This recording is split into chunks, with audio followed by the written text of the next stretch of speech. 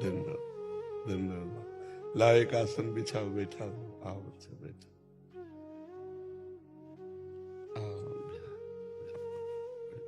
कैसे बात, बैठ जाओ, आसन में बैठ जाओ। इनको चुनरी पहनाओ, इनको दुपट्टा लाओ, इनको भी दुपट्टा लाओ। पूज्य गुरुदेव भगवान, अभी भगवान श्रीमन नारायण की प्राण प्रतिष्ठा हो रही है 7 से 10 फरवरी। अच्छा, गौरी गोपाल में। श्री चरणों में। कौन से ठाकुर विराजमान? भगवान श्रीमन नारायण, भगवान श्री सीताराम ठाकुर जी विराजेंगे।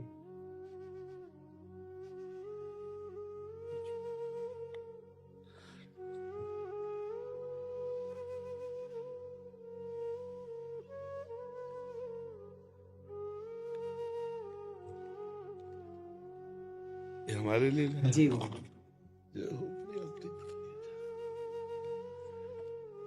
श्री जी को पहले अर्पित कर देना, जाकर करने होता है।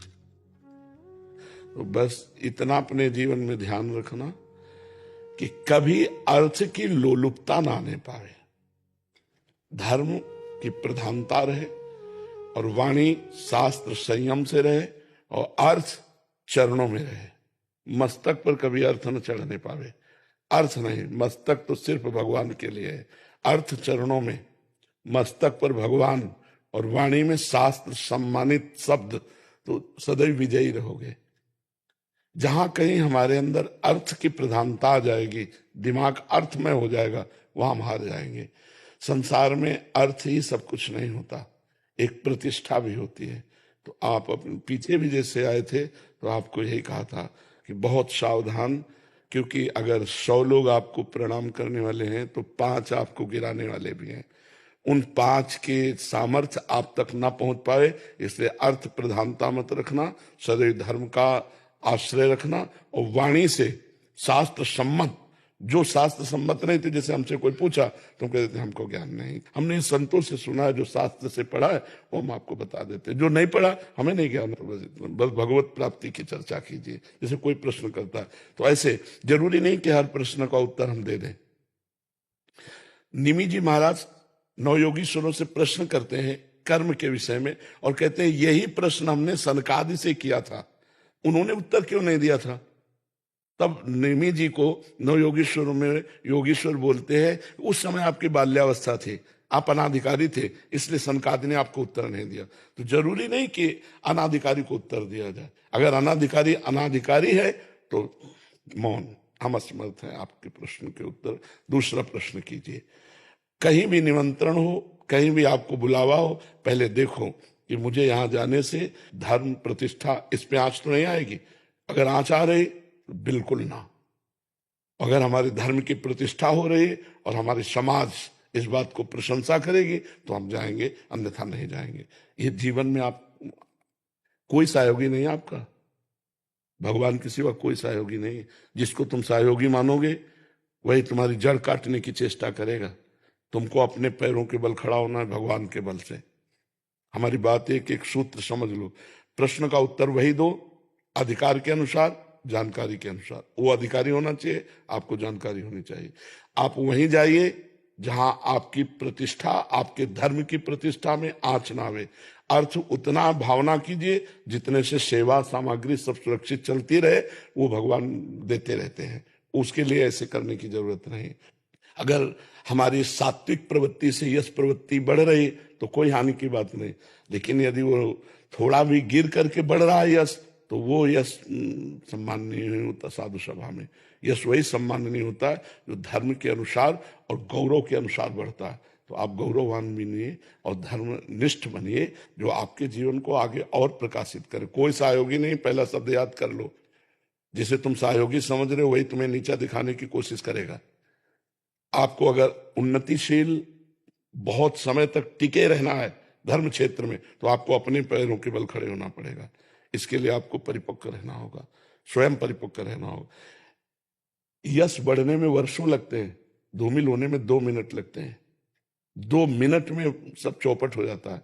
इसलिए जो भगवान ने आपको दिया है यश जो भगवान ने आपको पवित्रता दी उसका निर्वाह आप कीजिए, संयम से स्वयं रहिए।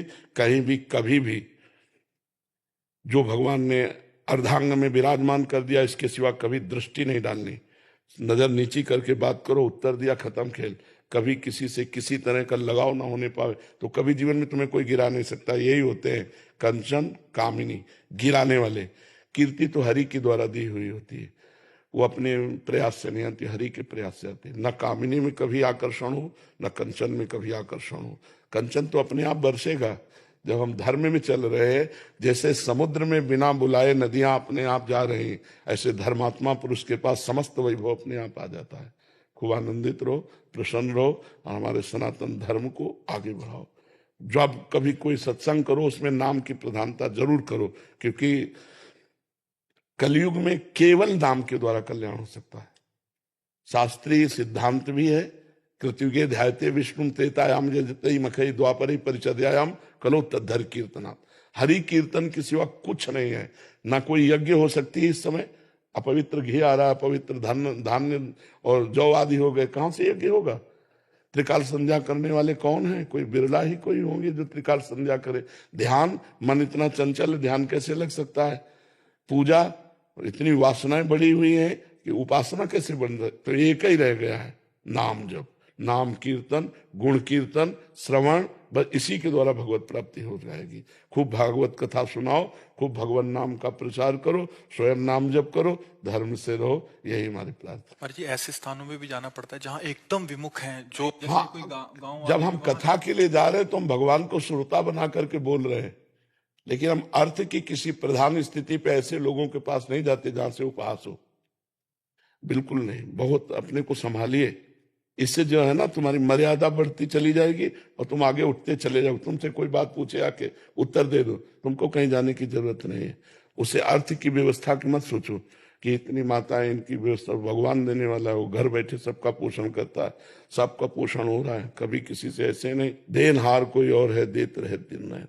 बिल्कुल, ये थोड़ा सा सुधारो। हम अपने घर की बात कर रहे हैं, ये लोग पवित्र यश कीर्ति में धूल फेंकने वाले लोग हैं, अर्थ को ठोकर मारो। तभी का अर्थ को रखो चरणों में और भगवान को रखो दिमाग में। निर्वैर हमारा जीवन होना चाहिए। तो ये बहुत बड़ी क्षमता है और बहुत बड़ा यश है, दोनों को संभाल लो। अब ऐसी जगह मत जाना जहां जाने से थोड़ा भी कोई विक्षेप करे, थोड़ा भी कोई तुम्हारे ऊपर अंगुली उठावे। घर बैठे सब होगा, हमारी बात मान ले, घर बैठे सब होगा, अपने आप सब आएगा, तू चिंता मत कर, तू आगे बढ़ और भगवान सहयोगी है। और हमें ये बहुत अच्छा लगा कि जैसे सैकड़ों माताएं हैं ना, बहुत उत्तम बात हो। बच्चा बूढ़े बाड़े इनकी कोई सेवा नहीं कर रहा, जैसे सेवा करना बहुत बड़ी बात होता है। इससे भगवान बहुत जल्दी प्रसन्न होते हैं। एक तो वयोवृद्ध और एक जिनकी कोई सेवा नहीं कर रहा, उनकी सेवा जो करने का तुम्हें सौभाग्य मिला, बहुत बात है। और भगवान ऐसी जगह अर्थ अपने आप भेजते हैं। तुम चिंता मत करना कि सैकड़ों माताएं, इनका भरण पोषण के लिए हम कहीं जाने, ज्यादा परेशान मत हो, अपने आप सारी व्यवस्था होती है। जो धर्म से चलता है, परोपकार करता है, जो भगवान का यश गाता है, अपने आप व्यवस्था होती है। तुम उसकी चिंता मत करना, तुम अपनी निष्ठा पे रहो। और स्वयं संध्या करते हो, गायत्री जप करते हो? हाँ, स्वयं करना, कम से कम 2 बार की संध्या तो करना ही। और कुछ मंत्र गायत्री के जरूर जपना, क्योंकि उसके द्वारा बुद्धि प्रकाशित होती है। शास्त्र सम्मत ज्ञान जो होता है ना, वही लोगों को आकर्षित करता है। तो गायत्री माता भगवान श्री कृष्ण का ही स्वरूप है। तो श्रीमद् भागवत श्री कृष्ण का वांग्मय स्वरूप है। तो गायत्री की कृपा से भागवत में प्रवीणता आएगी। तो दोनों काल सूर्य को अर्घ दान करना और गायत्री जप करना और मुद्राओं के द्वारा संध्या को पुष्ट करना। सुमुखम संपुटम च विविततम विस्ततम आता है, सुमुखम संपुटम च विविततम, ये तो प्रारंभ में सिखाया जाता है। तो गायत्री मुद्रा के साथ गायत्री का जप निश्चित, इससे आप सुरक्षित बने रहेंगे। गायत्री देवी बुद्धि को प्रकाश करने वाली है। ठीक है बच्चा? कल रात्रि को गुरु जी सुबह स्वप्न में भगवान श्रीमन नारायण का, ठाकुर जी विराजे थे मंदिर में, और स्वप्न में भगवान जी के पास जाना हुआ। भगवान जी मंदिर से बाहर आए और गोद में आकर के बैठ गए। ये स्वप्न जब से मैंने देखा तो बस दिन रात वही चलता। हाँ, बहुत कृपा है। ऐसा लगता भगवान जी ने कहा कि हमें खीर और कढ़ी खिलाओ। जी। तो ठाकुर जी अभी भगवान जी विराजेंगे ना, जी। तो मैंने बोला कि सबसे पहले ठाकुर जी को वही भोग लगाएंगे। नहीं, पवित्र हृदय में भगवान का प्रकाश होता रहता है। आप बहुत पवित्र हृदय वाले हो, बहुत सावधानी से बस चलते रहो, क्योंकि ये बात हमारी पकड़ लेना, कोई तुम्हारा साथी नहीं है, भगवान के सिवा कोई साथी नहीं है। अपने आप को सुरक्षित रखने के लिए बस सावधानी रखो, निष्कलंक जीवन व्यतीत होना चाहिए। ठीक है। धन्यवाद।